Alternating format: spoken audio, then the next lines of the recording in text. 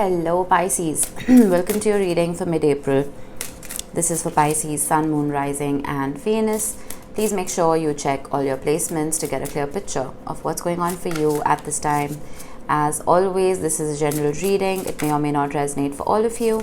Please take the bits that do resonate and leave the rest behind for somebody else. Alright Pisces, I am primarily a love reader. That's what I'm going to focus on. But if anything else shows up, of course, I will address it. And if this reading does indeed resonate with you, then any interaction with it, whether it's a like or a comment or a subscribe, will not only help my channel grow, it's going to add your energy to the collective pool and just make it easier for me to read for everyone just a little bit better. Alright, we're going to freestyle this, starting off with a couple of oracle cards, and towards the end of the reading, I will be pulling a couple of cards from the universe just to connect the dots. Alright, let's see what we have to start with. We have intention with Morsagate and heart chakra. Beautiful. I'm going to grab my Morsagate. Hold on. Alright, I have two favorites. I didn't know which one to pick, so I got both. So we're going to keep them here for your reading. Alright, now, when it comes to the heart chakra, this is where our vulnerability stems from, right? This is where compassion and empathy stems from. And it's interesting how we have intention as the key word here. It's almost like you know what your heart desires, right? You know what your heart wants. And again, it's very interesting how Morsagate is the crystal that's associated with it, because Morsagate is connected to the earth. All crystals are, but Morsagate more so than others. It talks about an integration with your surroundings. It talks about community. So I'm almost feeling like you've kept your heart open because your surroundings are conducive to that vulnerability. Does that make sense? It's like the people you've surrounded yourself with, you can trust yourself to be vulnerable with them, right? There's no reason for you to guard yourself. There's no reason for you to hold back. Let's see what else. We have Virgo, integrity, reverence and service. Interesting. Do we have any planets in Virgo? We do not, but well, Saturn is in your sign. The great disciplinarian is in your sign. You're going to be learning a whole lot of beautiful lessons for the next 2.5 years, give or so, a few months. But oh yeah, before I do that, let me get you an overarching theme. I just got back from Italy and got these beautiful handmade leather cards. It's just the major arcana, but let's see what we have. We have the Wheel of Fortune. Beautiful. The universe has a hand on your back. The universe is orchestrating something for you. It is steering your ship. It's captaining your ship. Because you are functioning from that place of trust. There's an openness here, which I'm getting. And with Virgo energy, now you could have Virgo heavily in your chart, or you could be dealing with someone who does. But what is striking to me the most is that Virgo is the sign directly opposite you on the zodiac wheel. If you're watching for your rising sign, Virgo is your descendant, your 7th house, right? Even if you're watching for your sun, this energy still applies. The 7th house in one's chart talks about relationships, right? It talks about commitments, partnerships. That is being highlighted. With integrity, reverence and service, again, I'm getting that empathy, I'm getting compassion, I'm getting an openness, right? This is not my way or the highway kind of energy. This is an integration, right? I listen to you, you listen to me, and we come to a compromise. That's what I'm getting here. But let's see, with the Wheel of Fortune, that's too many cards. The Wheel of Fortune only shows up when you surrender. If you're constantly trying to control your reality, not create, but control your reality, the universe takes a step back. It says, all right, you know what you're doing, so, I'm out, right? But there has to be a surrender for the universe to come in and do its thing. Let's see. We have the Three of Swords. There has been pain. This maturity, this sense of understanding and empathy has come about because your heart has been through pain. And it's almost like you're not keeping yourself open to more pain. You're keeping yourself open because you realize that there are a few certain people in your life that you can trust. And you know exactly what kind of archetypes and energies to stay away from to prevent this from happening again, right? There is a release here. You see, it does talk about upheaval, but it talks about release as well. The Four of Swords is what follows the Three of Swords, healing.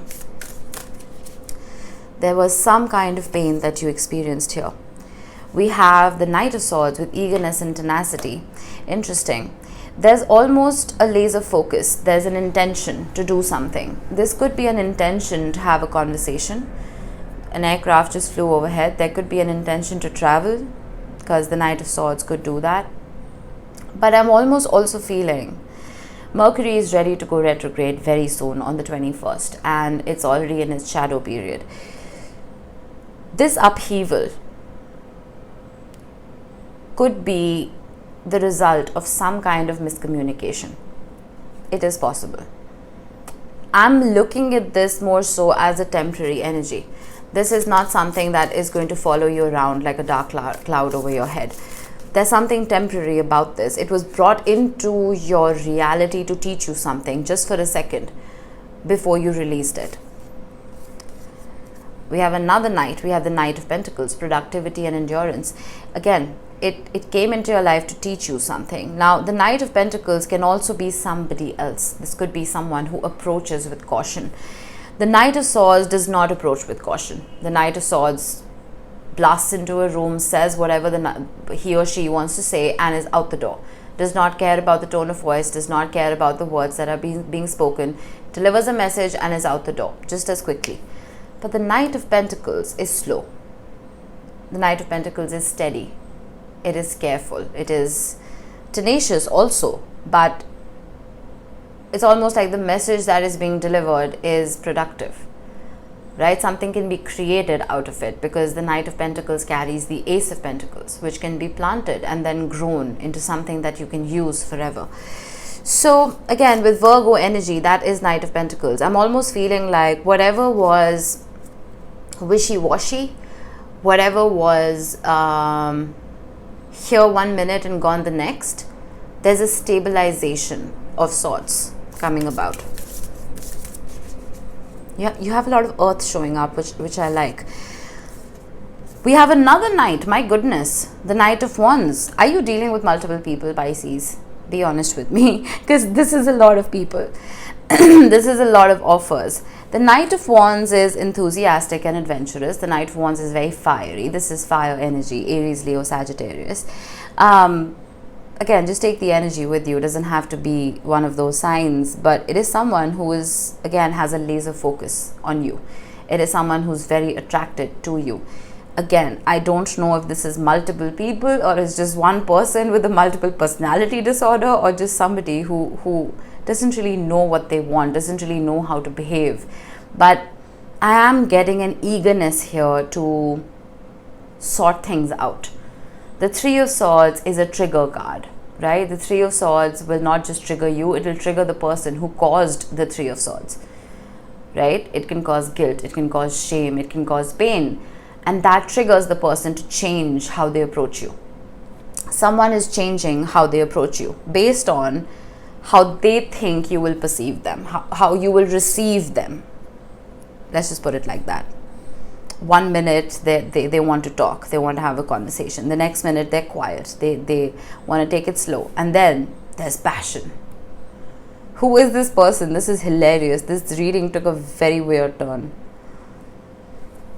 We started off soft and beautiful, and then we have so much energy here. It's insane. We have the Two of Cups. There's a lot of love here. Let me tell you that. With respect and balance, whoever this person is that you have been dealing with, Pisces, you remember I said that they're very worried about how you will receive them after everything that's happened, right? It's because they want to match your frequency. It's because they want that integration and that synergy with you. The Two of Cups is two very full Aces of Cups. It's not one Ace of Cups and a half Ace of Cups. You know what I mean? So there's almost this sense of matching your vibration at the same level, so that that integration and that synergy can take place, so that that relationship can blossom, can bloom. Because earlier with the Three of Swords, I feel like you were not a vibrational match. and you are surrendering. I don't see you doing too much work. This person is in a tizzy. You see how many knights we have. Knights take action. They're action cards. It's because of this, because of the Two of Cups, because they realize this is a beautiful connection that they can't ignore. And then we have the Page of Swords. Wow. Okay. This person is hilarious. Even if you don't see instant communication, I feel like this person is keeping an eye on you, keeping tabs on you. And there is a sense of curiosity here. What is Pisces doing? What is Pisces mood like? What kind of frequency is Pisces on?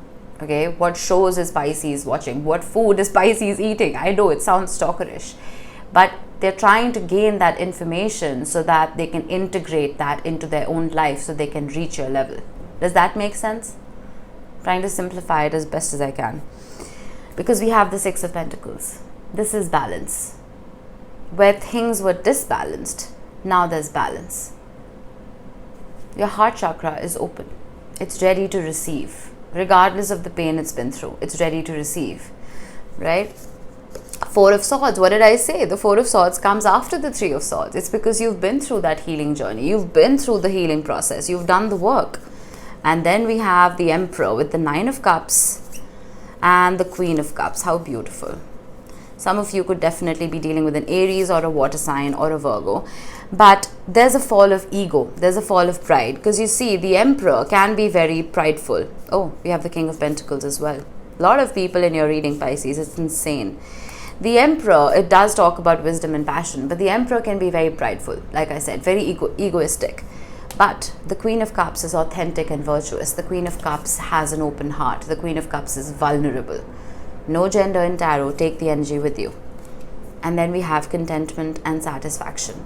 This entire ordeal that you have been through was brought about into your life to teach you something. And not just you, to teach this person that you're dealing with something.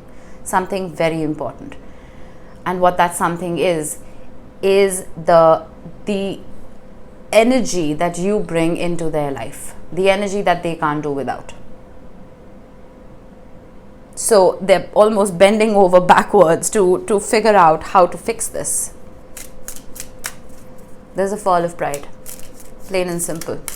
Let's see what the universe has. The King of Cups. I saw the Queen of Cups at the bottom of the deck. That's a divine match.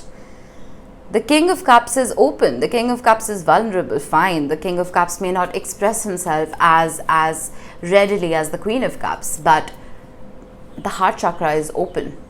There's an emotional groundedness. There's an emotional stability. Nine of Cups again. You are a wish fulfilled for this person, which is why they're going nutso. They're going absolutely nutso. Temperance.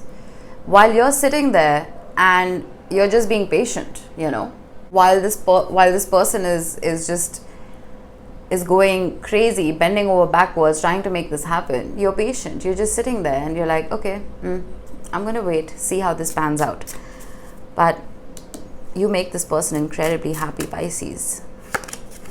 Can't make this up. I'm smiling ear to ear, Pisces. The Knight of Cups. This is an offer of love. The King of Cups, the Knight of Cups, the Nine of Cups.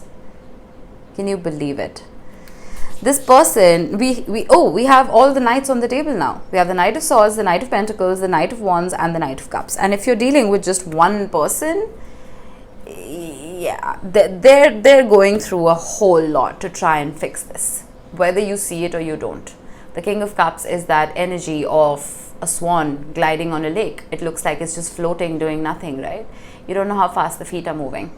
This person's feet are moving incredibly fast because they're trying to fix this. While you're sitting here, temperate, quiet. Because you know that there's a deep knowing here. It's almost like you've manifested this because of the intention card. And the universe is supporting you. You're manifesting correctly because this person's going crazy. I love it. All right, Pisces, that was it. I hope this helped. I will see you in the next one. Bye-bye.